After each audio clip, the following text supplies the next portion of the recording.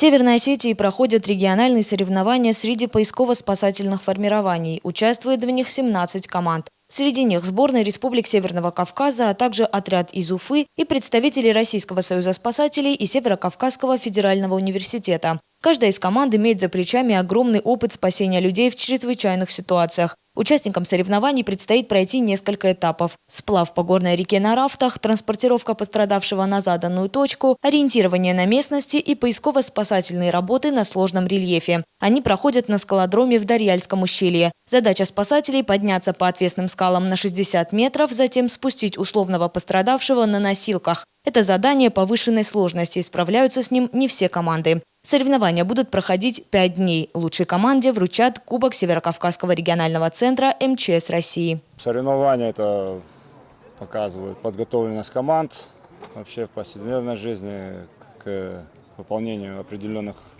видов работ. В основном это горные виды. Самое сложное – не сделать ошибку.